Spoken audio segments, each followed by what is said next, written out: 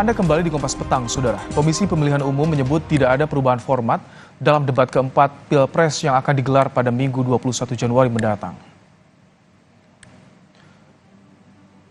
KPU menegaskan skema atau format mencakup durasi atau waktu dan jumlah segmen akan berlaku seperti debat pertama hingga ketiga. KPU telah bertemu dengan media penyelenggara debat Capres-Cawapres keempat pada Jumat 12 Januari guna membahas teknis dan lokasi debat keempat mendatang. Saya terus saja saya menilai Anda tidak pantas bicara soal etik. Nah, kalau dari sisi waktu 150 menit, kemudian debatnya sendiri 120 menit, 30 menitnya untuk jeda iklan, itu tidak mengalami perubahan. Segmen debat juga ada 6 segmen, tidak mengalami perubahan sama sekali. Jadi kalau ditanya formatnya apakah ada berubah, apakah itu yang dimaksud format? Kalau itu yang dimaksud, tidak mengalami perubahan. Sebelumnya, Presiden Joko Widodo meminta format debat Pilpres perlu diubah. Jokowi menilai debat ketiga tidak mengedukasi masyarakat karena hanya didominasi saling serang personal antar calon presiden. Melihat substansi dari visinya malah tidak kelihatan. Yang kelihatan justru saling menyerang, yang sebetulnya nggak apa-apa, asal kebijakan. Saya kira akan banyak yang kecewa, sehingga debatnya memang perlu diformat lebih baik lagi, ada rambu-rambu.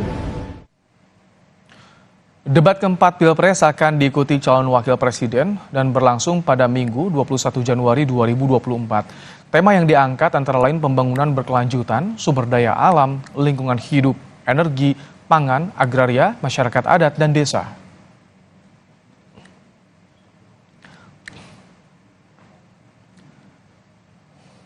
Sudah meskipun sempat dikritisi Presiden Jokowi, KPU tak akan mengubah format debat keempat yang akan digelar Minggu 21 Januari mendatang, yang akan menghadirkan 3 calon wakil presiden. Apa saja yang jadi catatan masing-masing pasangan calon? Kita akan bahas bersama dengan narasumber di Studio Kompas TV. Saudara sudah hadir Islah Bahrawi sebagai tim ses Ganjar Mahfud. Lewat sambungan virtual juga ada Wihadi Wianto, jubir tim kampanye nasional Prabowo Gibran, dan ada Triyono Lukmantoro, pengamat politik dari Universitas Diponegoro. Selamat sore, Pak Wid. Sore semuanya. Mas Triyono, Selamat sore. Mas Islah, selamat datang di Studio Kompas TV. Pak Wihadi, KPU sudah menetapkan format tidak akan diubah, meskipun sebelumnya ada kritik langsung dari Presiden Joko Widodo. Catatan Anda bagaimana? Tanggapan Anda seperti apa, Pak Wid?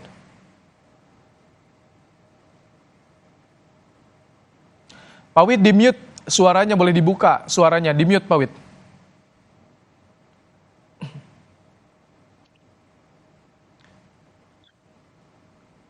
Baik, sambil saya menunggu untuk memperbaiki hubungan audio dengan Wihadi Wianto. Pak Wid. Sudah dengar nggak? Nah, ini sudah jelas, silakan. Bagaimana tanggapan Anda, Pak Wid? Ya, jadi saya kira kalau memang KPU tidak merubah format, bagi kami tidak ada masalah. Dan memang kalau kita melihat format yang diberikan KPU, kalau memang itu menjadi kesepakatan bersama, saya kira tidak ada masalah bagi kita ikut saja. Jadi kalau apa yang disampaikan KPU hari ini bahwa tidak akan dirubah, itu tidak ada masalah bagi kita. Kalau catatan untuk perbaikan atau untuk penyelenggaraan debat selanjutnya berkaca dari hasil yang ketiga kemarin, seperti apa dari Anda, Pak Wid? Ya, saya kira begini, kalau kita melihat kemarin, itu tentunya yang perlu diperhatikan adalah mengenai masalah substansi daripada pertanyaan dan substansi daripada apa yang menjadi topik pada saat itu. Jadi kalau kita melihat serang menyerang atau mungkin mengenai masalah adu program, itu tidak akan muncul kalau yang namanya moderator tidak memberikan satu guidance terhadap permasalahan pertanyaan apa yang seharusnya pada topik itu. Nah, ini kan menjadi permasalahan-permasalahan yang sering kali ini berkembang kemana-mana, dan ini adalah menjadi saling serang secara pribadi.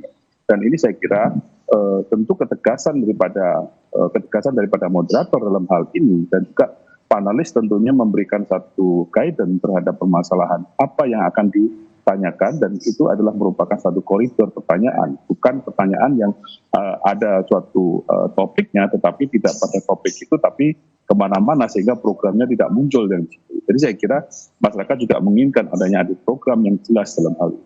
Jadi saya kira itu adalah catatan di mana penyelenggaraan. Pada debat pertama dan kedua, saya kira moderator cukup tegas, tetapi kalau kita lihat di ketiga, moderator ini hampir tidak berfungsi. Nah, disinilah mungkin bukan formatnya, tetapi kalau kita lihat adalah bagaimana pelaksanaan di lapangan dengan moderator yang ada dan bagaimana penggait daripada acara itu. Kalau format tidak masalah dari Anda, Pak Wid, bagaimana Mas Islah? Kalau Anda melihat format tak masalah, tapi ada guidance yang jelas, ada ketegasan, itu yang dinantikan.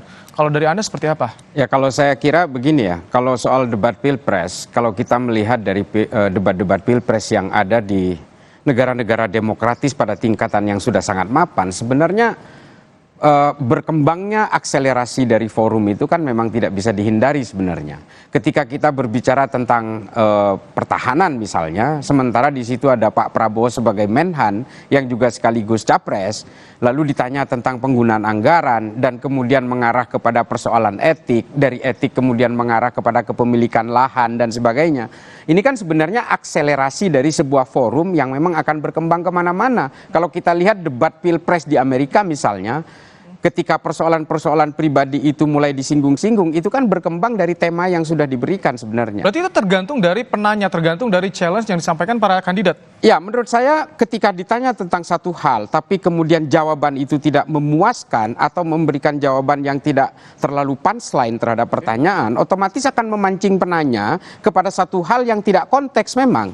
Nah, ini kan sebenarnya kalau kita mau menyalahkan mengapa kemarin sampai menggugat persoalan-persoalan pribadi yang dianggap pribadi sebenarnya, ini menurut saya ya karena kesalahannya satu ada di Pak Prabowo. Mengapa Pak Prabowo itu jawabannya selalu ngambang dan tidak menjawab pertanyaan? Kalau soal yang dikritisi format debat dari KPU kemarin sempat dikritisi oleh Presiden Jokowi, itu bagaimana Anda melihatnya? Ini menurut saya juga bagian dari hipokrisinya Pak Jokowi. Soal tanah itu kan juga Pak Jokowi melakukan hal yang sama di tahun 2019.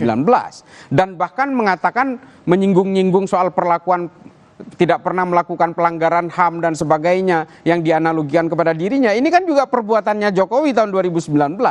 Ini kan anomali dan juga hipokrisinya Pak Jokowi. Berarti kalau misalkan kita bicara soal format debat itu tak ada masalah, tapi itu bisa dikembangkan dari pertanyaan kandidat. Ya, menurut saya debat tidak bisa diatur-atur. Dia akan berkembang dengan logikanya sendiri. Saya kira begitu. Sebelum saya ke Pak Triyono, saya ingin ke Pak Wid. Pak Wid, sedikit tadi soal bagaimana, kalau format tidak masalah, tapi bagaimana itu dari kandidat, pertanyaan dari kandidat itu yang bisa menyerang dalam tanda petik dalam debat, Pak Wid.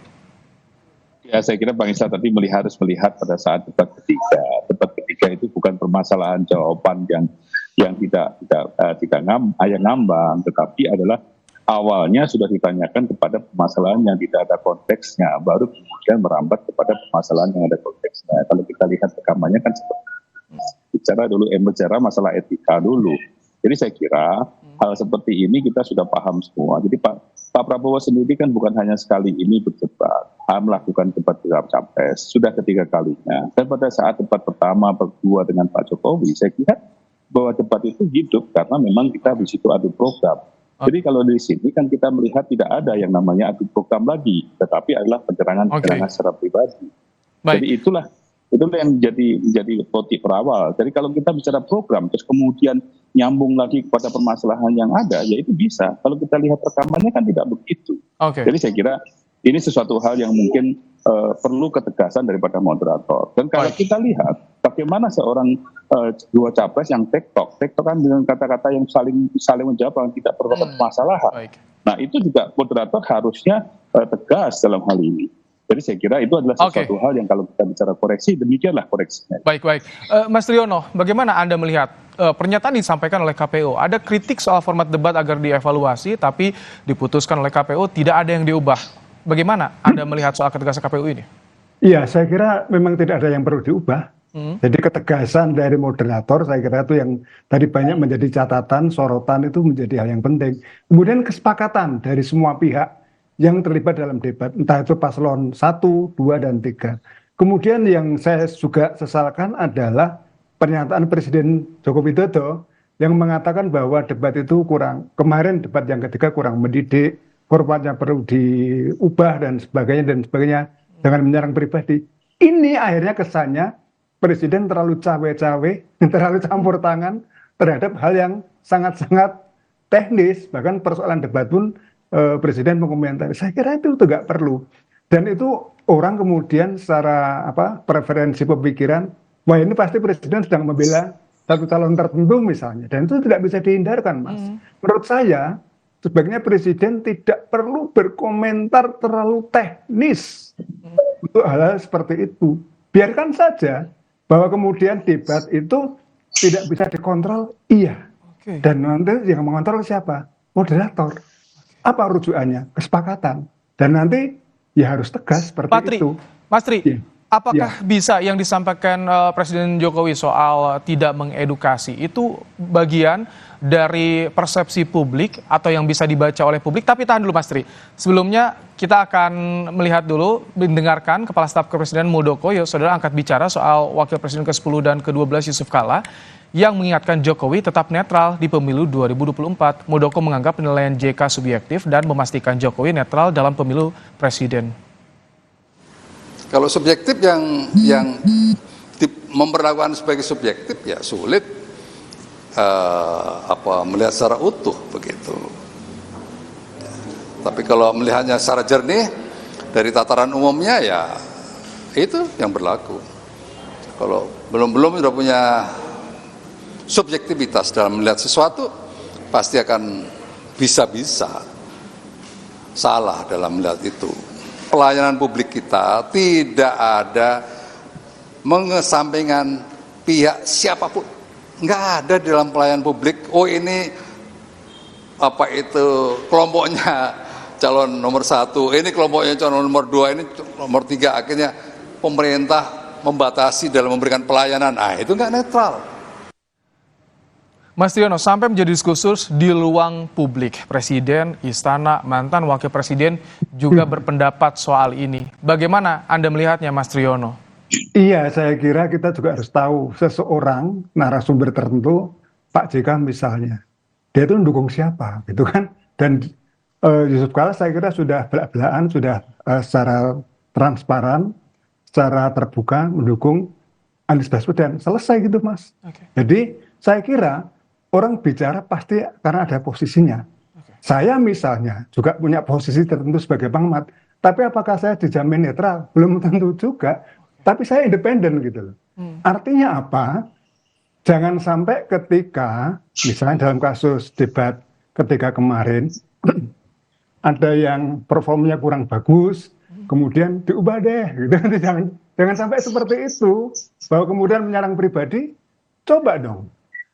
Moderator yang tegas. Nah, batas-batas pribadi itu apa juga harus diklarifikasi misalnya. Jangan sampai kemudian kita seakan-akan semua hal dikembalikan pada persoalan pribadi. Katakanlah kepemilikan aset dan sebagainya. Seharusnya itu dijawab dengan mudah oleh Pak Prabowo bahwa ini aset saya tahun sekian, statusnya seperti ini, dan kemudian soal data alutsista dan sebagainya yang katanya rahasia, sampaikan gitu loh. Kerahasiaannya di mana, sampai sebatas mana dan sebagainya. Itu yang saya kira untuk Pak Wihadi ya. Semoga nanti Pak Prabowo juga tahu dan Gibran juga tahu batas-batas mana yang rahasia dan bukan rahasia. Oh, dari Anda? Batas-batas mana yang menyerang dan tidak menyerang gitu. Oke, sebelum Pak Wid, Mas Islah, kalau dari Anda soal batas-batas pribadi yang disampaikan dalam debat itu bagaimana? Mas Islah? Ya, saya kira memang tidak ada batas-batas pribadi kecuali pribadi yang sifatnya sangat pribadi, yang itu pun bersifat tidak boleh dikonsumsi publik. Kalau persoalan-persoalan kepemilikan tanah, persoalan cawapresnya misalnya lewat jalur paman seperti yang dikatakan Anies, ini kan sebenarnya sudah diketahui banyak orang. Saya sebenarnya dengan Pak Jokowi mengkritik soal debat ini, Mas Baim, saya nggak kaget sih. Semua kan ingin di custom fit. Semua ini kan tailor made oleh Pak Jokowi. Kalau Pak Jokowi bisa melakukan customize konstitusi di MK saja, apalagi urusan debat, itu pasti juga ingin di customize. Serangan kemarin, ketika debat kemarin masih masuk jalur koridornya, masih masuk seperti itu. Ya menurut saya masih biasa-biasa aja, itu nggak apa-apa. Itu juga dilakukan Pak Jokowi tahun 2019 kok. Nggak ada yang berpolemik soal itu. Pak Wid, bagaimana? Katanya sudah biasa-biasa saja dengan personal tersebut dan tidak ada yang sesuai koridor tentunya. Ya begini, kalau saya melihat format, saya katakan format tidak ada. Tetapi kalau kita melihat dari segi apa yang disampaikan, kalau kita melihat bahwa sudah disampaikan bahwa data yang salah, data yang disampaikannya, data yang diberikan itu ada salah, kepemilikannya datanya juga salah. Kemudian 700 triliun barang bekas yang diberikan alutsista itu juga salah. Pak Prabowo juga mengatakan itu juga salah. Dan pada saat itu juga disampaikan juga bahwa itu adalah tanah yang memang merupakan tanah garapan daripada APH atau HPU yang disampaikan oleh Pak Prabowo. Tapi dari hal ini kalau kita melihat serangan pribadi, kalau Pak Prabowo mau menyerang pribadi juga, dia akan mengatakan, loh, tanah ini dulu saya buat untuk biayain kamu ke waktu maju ke gubernur DKI. Tapi kan Pak Prabowo nggak mengatakan. Kalau bantahan itu tidak disampaikan ketika debat, Pak Wid. Nah, itulah yang namanya Pak Prabowo itu seorang negarawan. Dia tidak mau mempermalukan orang di depan seperti itu. Kalau dikatakan seperti itu, buka-bukaan di situ, kita bisa buka-bukaan di situ. Bahwa yang namanya tanah itu juga pernah digadekan, misalnya tanah yang lain dari Pak Prabowo digadekan untuk membiayai Anies, dan itu tidak dilakukan oleh Pak Prabowo. Dan kalau kita semuanya juga tahu bagaimana kalau Pak Prabowo mengatakan bahwa yang namanya dulu biaya yang ditanggung oleh Gerindra dan segala macam, nah itu kan tidak disampaikan. Nah dalam hal ini tentunya hal-hal pribadi yang sampai seperti itu kan tidak perlu kita ungkap. Nah, bukannya, Pak Wid, maaf, kalau misalkan bukannya tidak dibantah ketika di ruang publik dalam debat terbuka tersebut, apakah akan menimbulkan spekulasi di luaran sana? Spekulasi maksudnya apa dibantah? Iya, tadi seperti banyak tuduhan dan bahkan menimbulkan diskursus di luar ruang debat, Pak Wid, kalau tidak dibantah saat itu juga misalkan. Nah sekarang kita lihatlah pada saat itu diberikan waktu 1 menit untuk seperti itu, apakah bisa dibuka semuanya?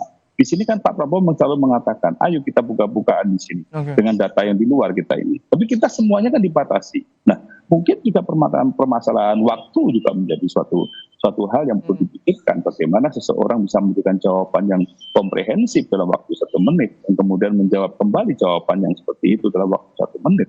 Karena kita tahu data-data yang disampaikan Pak Prabowo justru ketika bertemu relawan ya di luar daerah, di Lampung seperti itu ya Pak Wid, tidak dalam ruang debat. Itulah. Jadi saya kira data itu kan kita sebenarnya tahu bahwa itu adalah permasalahan yang tidak bisa apple to apple dibandingkan dengan permasalahan rumah prajurit. Kalau kita bicara rumah prajurit, ternyata tidak 50% juga yang jual rumah prajurit. Itu semuanya adalah program daripada mantra-mantra yang ada. Sebenarnya perumahan daripada TNI. Dan perumahan TNI itu tidak dari 350.000 kebutuhan, itu hanya kurang 100.000 dan itu selalu berjalan. Nah, ini kan sesuatu hal yang tidak bisa langsung konstan begitu saja kalau dibandingkan dengan tanahnya Pak Prabowo. Dan itu kan menyerang pribadi, gitu loh. Oke, ini debat keempat akan segera digelar di akhir pekan ini. Mas Islah, bagaimana nanti ke depan persiapan seperti apa yang dilakukan oleh Pak Mahfud? Apakah juga akan mempersiapkan soal serang-serangan? Seperti apa nanti? Saya kira tidak ada ya, seperti pada debat sebelumnya, Pak Mahfud selalu berusaha untuk memposisikan dirinya sebagai seorang Menko Polhukam, sebagai seorang akademisi, dan juga secara usia beliau jauh lebih senior dibanding yang lain. Ini selalu menjadi pegangan dari Pak Mahfud, bahwa Pak Mahfud tidak boleh terlalu agresif, tidak boleh terlalu ofensif, tapi juga tidak boleh terlalu defensif. Jadi Pak Mahfud betul-betul ingin menyajikan speak up with data, fight data with data. Jadi bukannya melawan data dengan tanpa data. Data Anda salah, tapi tidak memberikan data. Itu pragmatis nggak? Tidak terlalu ofensif, tapi tidak defensif, gimana itu? Pragmatis atau ya maksudnya itu? Ketika diserang, dia juga tidak terlalu bertahan juga. Dia pasti akan melakukan strike back, pasti. Tapi kalaupun dia harus menyerang orang, Pak Mahfud juga nggak mau. Karena Pak Mahfud juga harus memposisikan beliau sebagai seorang negarawan. Nah ini kan memang harus menjadi sesuatu yang menjadi seorang Pak Mahfud di dalam satu debat cawapres ini kan tidak mudah. Tipikal seperti Gibran, ini kalau terlalu ofensif dia akan playing victim, tapi kalau Pak Mahfud juga terlalu pasif dia akan ngelunjak. Model-model seperti Gibran misalnya, ini kan tidak mudah untuk dikendalikan, makanya Pak Mahfud akhirnya oke lah, I'm being myself, saya akan menjadi diri saya saja. Gitu. Kalau dari Gibran nanti bagaimana Pak Wid, persiapan debat untuk nanti di akhir pekan nanti? Saya kira Mas Gibran cukup belajar banyak, dan saya kira Mas Gibran juga kalau lihat dari penampilan pertama yang mungkin cukup mengejutkan semua pihak yang meremehkan, dan saya kira untuk kedua ini juga tentunya Mas Gibran tertemuan apa yang ada di Mas Gibran yang mereka sangat-sangat menguasai permasalahan-permasalahan itu, karena sebagai singkatan-singkatan masih akan ada nih. Kan sekarang singkatan harus dilakukan, singkatannya apa kan harus disampaikan. Kan sudah ada KPU sudah menyatakan, ya kan? Jadi ini saya kira sesuatu hal yang sudah KPU juga sudah merevisi itu. Oke. Jadi saya kira tidak ada masalah. Mas Triyono, ini kesempatan Cawapres terakhir debat menyampaikan ide dan juga gagasan apa yang bisa publik harapkan, bisa publik tunggu soal ini, Mas Triyono. Iya, saya kira ini adalah kesempatan pembuktian kedua. Gibran awalnya saya kira disepelekan. Atam sulfat lah, belimbing sayur lah, bocah ingusan apapun nama yang jelek, Paman Usman dan sebagainya. Tapi dia bisa membuktikan bahwa ukuran seperti tadi Mas Islah mengatakan, belunjak atau tidak, itu juga sama kalau kita kembalikan pada debat yang ketiga ketika Ganjar dan Anies menyerang Pak Prabowo. Itu kan kalau boleh dikatakan, itu orang tua dan sebagainya. Sama Gibran. Gibran saya kira adalah generasi sekarang dan punya usia yang sangat jauh, senjang yang sangat jauh. Itulah, maka dia jadi sorotan. Cuma kalau saya pernah menulis juga, Gibran itu kan punya dua sisi. Kalau sehari-hari, dia itu irit bicara. Ogah-ogahan gitu. Kalau dalam bahasa Jawa, aras-arasan. Jawab sekata, dua kata, dan sebagainya. Tapi ketika dia maju debat kemarin, wow, gitu loh. Dan itu... Kalau Prof. Mahfud dan Muhaimin bagaimana, Mas Triyono?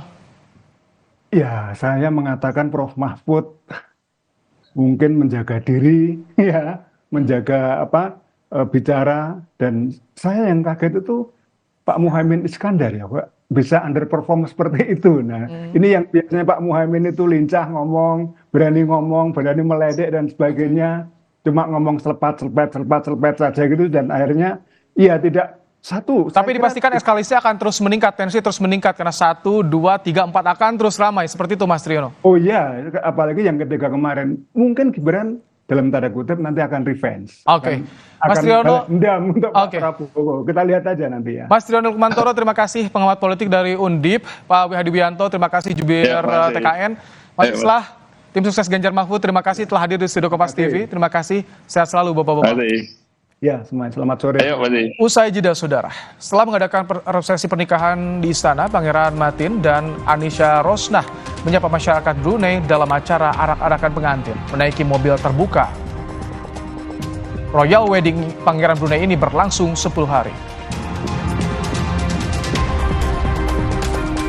Tapi selain itu kami juga akan hadirkan informasi bagaimana membaca peluang timnas Indonesia lawan Irak dalam laga perdana Piala Asia malam nanti. Tetap di Kompas Petang.